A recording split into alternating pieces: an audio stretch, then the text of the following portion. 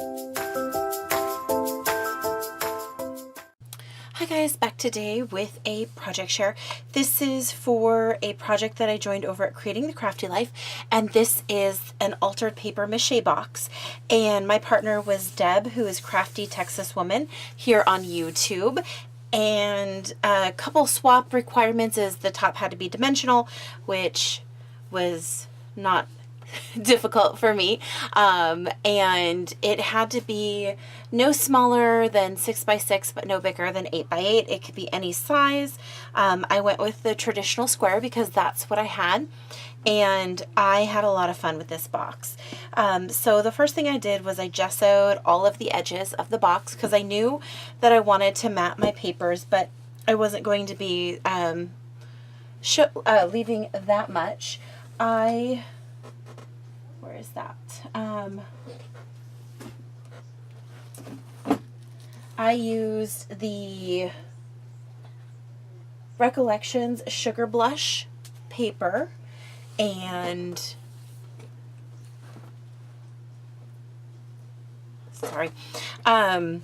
and then a couple of the chipboard stickers from Prima's Santa Baby.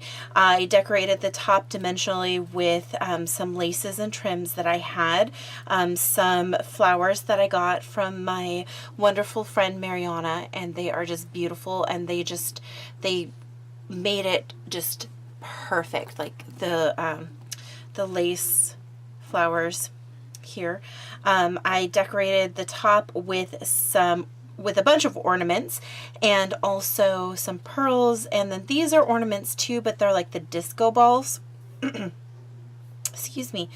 And let me just show you guys. Okay. All right, I'll show you the inside in just a second. Okay, so the top actually in this corner right here, I was at Michael's, the after Christmas sale, excuse me, and I found these angel wings, and I just thought that they were perfect in the corner because they were frosty and glittery, and I just thought that they were so pretty. So behind the two kind of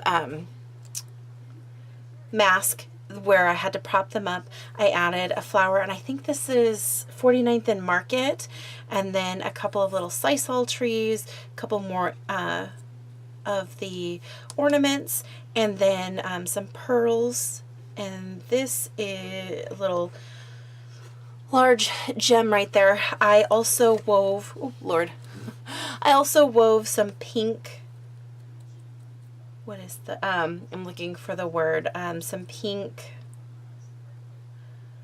I can't think of it right now,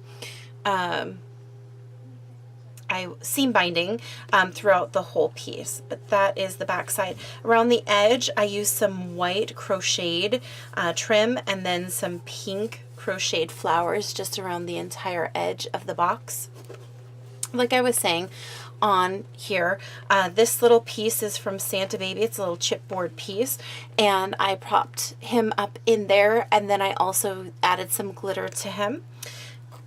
A little bit of snow, snow popped off.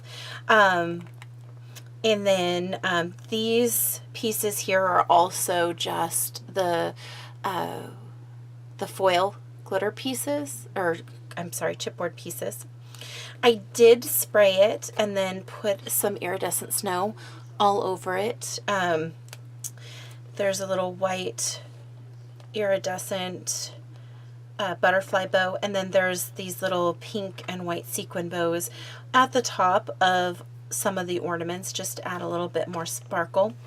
A couple little flowers here and there with some glitter around the edges, and like I said, I wove the pink seam binding throughout the whole piece.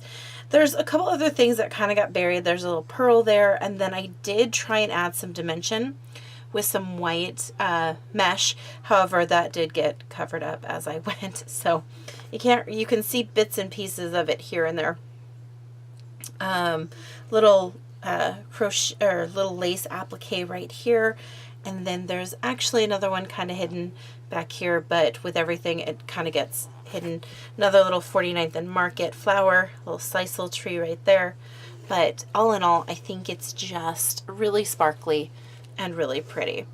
The inside of the box is just some of the pattern paper, and I cut and matted it, and then I did edge it with the Close to My Heart saddle ink, and it's just a brown ink to add a little bit, like to tone down kind of the brightness of it.